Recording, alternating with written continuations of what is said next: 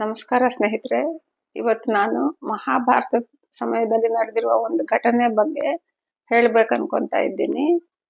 ಇದು ಕುರುಕ್ಷೇತ್ರ ಯುದ್ಧ ನಡೆಯೋದಕ್ಕನ್ನ ಕೂಡ ಸ್ವಲ್ಪ ದಿವಸ ಮುಂಚೆ ನಡೆದಿರೋ ಘಟನೆ.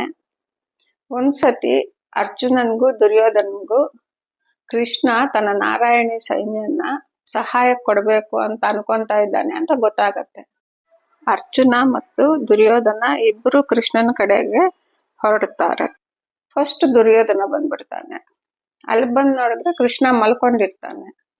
ಅಲ್ಲಿ ಕೂತ್ಕೊಳ್ಳಕ್ಕೆ ಎರಡೇ ಆಸನ ಇರತ್ತೆ, ಒಂದು ಕೃಷ್ಣನ್ ತಲೆ ಹತ್ರ, ಒಂದು ಕೃಷ್ಣನ್ ಕಾಲ್ ಹತ್ರ. ದುರ್ಯೋಧನ ನಾನ್ ಕೃಷ್ಣನ್ ಕಾಲ್ ಹತ್ರ ಕೂತ್ಕೊಂಬೋದೇನೋ, ಹಾಗಲ್ಲ, ನಾನ್ ಕೃಷ್ಣನ್ ತಲೆ ಹತ್ರನೇ ಕೂತ್ಕೊಂತೀನಿ ಅಂತ ಕೃಷ್ಣನ್ ತಲೆ ಹತ್ರ ಕೂತ್ಕೊಂತಾನೆ. 1-2 ಸೆಕೆಂಡ್ ಬಿಟ್ಕೊಂಡು ಅರ್ಜುನ ಬರ್ತಾನೆ. ಕೃಷ್ಣ ಇನ್ನ ಮಲ್ಕೊಂಡೇ ಇರ್ತಾನೆ. ಅಲ್ಲಿ ನೋಡಿದ್ರೆ ಒಂದೇ ಆಸನ ಇರುತ್ತೆ ಕೃಷ್ಣನ್ ಕಾಲ್ ಹತ್ರ. ಸರಿ ಅಂತ ಅಲ್ಲಿ ಅರ್ಜುನ ಕೂತ್ಕೊಂಡ್ಬಿಡ್ತಾನೆ. ಸ್ವಲ್ಪ ಹೊತ್ತು ಆದ್ಮೇಲೆ ಕೃಷ್ಣ ಎದ್ದೇಳ್ತಾನೆ. ಎದ್ದ ತಕ್ಷಣ ಅರ್ಜುನನ್ ನೋಡ್ತಾನೆ. ನೋಡಿ, ಅರೆ ಅರ್ಜುನ ಬಂದಿದ್ಯಾ, ಹೇಗಿದ್ಯಾ, ಎಷ್ಟೊತ್ತಾಯ್ತು ಬಂದು ಅಂತೆಲ್ಲ ಕೇಳ್ತಾನೆ. ಅವಾಗ ಅರ್ಜುನ ಅಂತಾನೆ, ಇವಾಗ ಸ್ವಲ್ಪ ಹೊತ್ತಾಯ್ತು ಕೃಷ್ಣ, ದುರ್ಯೋಧನನು ಬಂದಿದ್ದಾನೆ, ಅಲ್ಲಿ ಕೂತಿದ್ದಾನೆ. ಸರಿ ಅಂತ ಕೃಷ್ಣ ದುರ್ಯೋಧನನ್ನು ಮಾತಾಡಿಸ್ತಾನೆ. ಅದೇನು ಇಬ್ರು ಒಟ್ಟಿಗೆ ಬಂದಿದ್ದೀರಲ್ಲ ಅಂತ ಕೇಳ್ತಾನೆ ಕೃಷ್ಣ.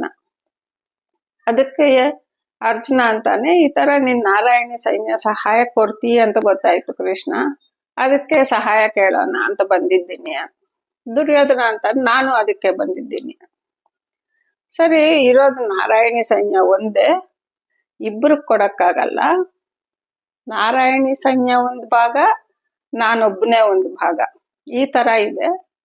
ಇಬ್ಬರಲ್ಲಿ ಒಬ್ಬರಿಗೆ ನಾರಾಯಣಿ ಸೈನ್ಯ ಕೊಡ್ತೀನಿ, ಒಬ್ಬರಿಗೆ ನಾನ್ ಬರ್ತೀನಿ ಅಂದ್ರೆ ನಾನೇನು ಯುದ್ಧ ಮಾಡಲ್ಲ, ಶಸ್ತ್ರ ಹಿಡಿಯಲ್ಲ, ನಾನ್ ಸುಮ್ನೆ ಬಂದು ಜೊತೆಲಿ ಇರ್ತೀನಿ ಅಷ್ಟೇ ಅಂತ ಹೇಳ್ತಾನೆ.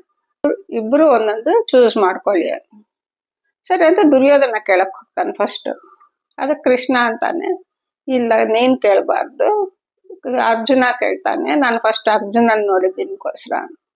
ಅದಕ್ಕೆ ದುರ್ಯೋಧನ ಅಂತಾನೆ, ಇಲ್ಲ ಇದು ಅನ್ಯಾಯ, ನಾನ್ ಫಸ್ಟ್ ಬಂದಿದ್ದೀನಿ, ನಾನೇ ಫಸ್ಟ್ ಕೇಳ್ಬೇಕು.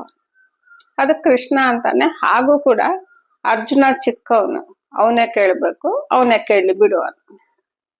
ಅವಾಗ ಏನಾಗತ್ತೆ, ಅರ್ಜುನ ಕೇಳ್ತಾನೆ, ಕೃಷ್ಣ ನಂಗೆ ನಾರಾಯಣಿ ಸೈನ್ಯ ಬೇಡ ಕೃಷ್ಣ, ನೀನೇ ಬೇಕು ಅಂತ. ದುರ್ಯೋಧನ್ಗೆ ತುಂಬಾ ಆಶ್ಚರ್ಯ ಆಗೋಗತ್ತೆ. ಇದೇನಿದು, ನಾರಾಯಣಿ ಸೈನ್ಯ ಕೇಳ್ದೆ ಕೃಷ್ಣನ್ ಕೇಳ್ತಾ ಇದ್ದಾನೆ, ಕೃಷ್ಣ ಯುದ್ಧ ಮಾಡಲ್ಲ, ಅಸ್ತ್ರ ಹಿಡಿಯಲ್ಲ ಅಂತ ಕೃಷ್ಣನ್ ಇಟ್ಕೊಂಡು ಇವ್ನು ಏನ್ ಮಾಡ್ತಾನೆ, ಎಂತ ಹುಚ್ಚ ಇದ್ದಾನೆ ಇವನು ಅನ್ಕೊಂಡು ಮನ್ಸಲ್ಲೇ ಸಂತೋಷ ಪಡ್ತಾನೆ. ಕೃಷ್ಣ ಸರಿ ಆಯ್ತು ಬಿಡು, ನಾನ್ ನಿನ್ ಕಡೆ ಇರ್ತೀನಿ. ಅವಾಗ ದುರ್ಯೋಧನ ಅಂತಾನೆ, ಇನ್ನು ಮಿಕ್ಕಿದ್ದು ನಾರಾಯಣಿ ಸೈನ್ಯನೇ ಅಲ್ವಾ, ಅದ್ ನಂಗೆ ಕೊಟ್ಬಿಡುವ. ಕೃಷ್ಣ ಸರಿ ಅಂತಾನೆ. ದುರ್ಯೋಧನ ಅಲ್ಲಿಂದ ಖುಷಿಯಾಗಿ ಹೊಟ್ಟೋಗ್ತಾನೆ. ಆಮೇಲೆ ಕೃಷ್ಣ ಅರ್ಜುನನ್ ಕೇಳ್ತಾನೆ, ಯಾಕೆ ಅರ್ಜುನ ಈ ತರ ಮಾಡ್ತೀಯಾ, ನಾರಾಯಣಿ ಸೈನ್ಯ ಯಾಕೆ ಕೇಳಿಲ್ಲ ನೀನು, ನನ್ ಯಾಕೆ ಆರಿಸ್ಕೊಂಡ್ಯಾ?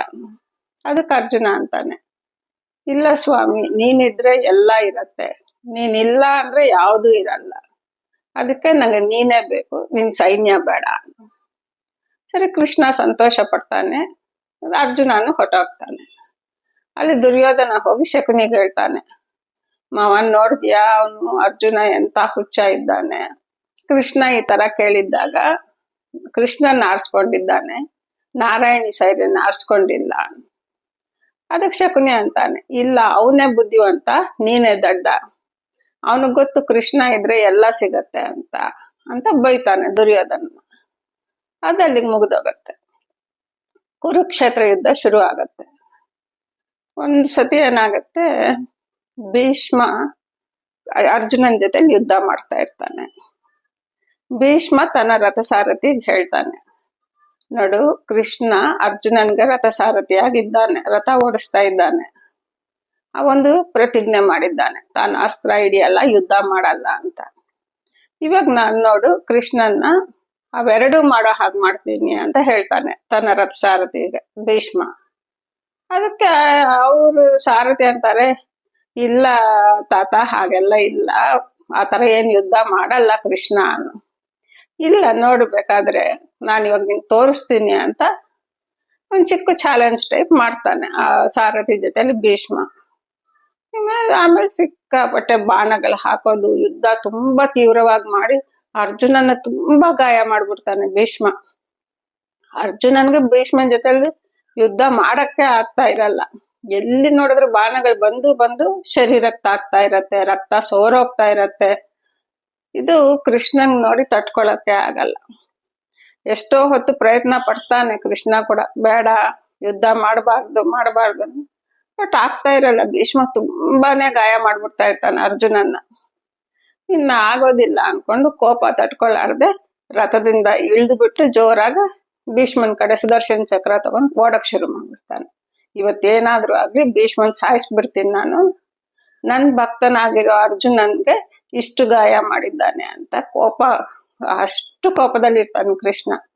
ಆವಾಗ ಅರ್ಜುನ ಬಂದು ಕೃಷ್ಣನ್ ಕಾಲ್ ಹಿಡ್ಕೊಂತಾನೆ.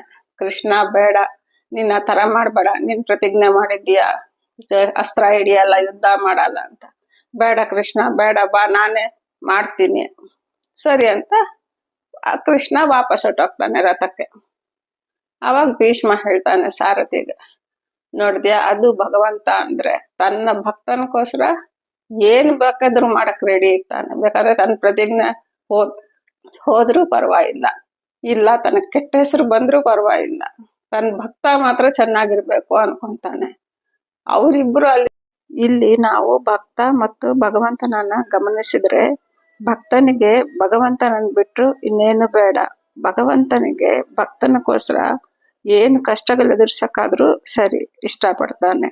ಒಟ್ಟಿನ ಮೇಲೆ ತನ್ನ ಭಕ್ತನಿಗೆ ಎಂತ ಯಾವ ತರದ ಕಷ್ಟನೂ ಬರಬಾರ್ದು, ತಾನು ಕಾಯ್ಬೇಕು, ಅಷ್ಟೇ ಬೇಕಾಗಿರೋದು. ಹಾಗಾದ್ರೆ ನಾವು ಕೂಡ ಭಗವಂತನ ಆಯ್ಕೆ ಮಾಡೋಣ. ಭಗವಂತ ನಮ್ದೆಲ್ಲ ಯೋಗಕ್ಷೇಮಗಳನ್ನ ಭಗವಂತನ್ನೇ ನೋಡ್ಕೊಂತಾನೆ. ಇದು ತಮ್ಗೆಲ್ಲ ಹೇಳ್ಬೇಕು ಅನ್ನಿಸ್ತು, ಹಾಗಾಗಿ ಈ ವಿಡಿಯೋ ಸ್ನೇಹಿತರೆ. ಧನ್ಯವಾದಗಳು.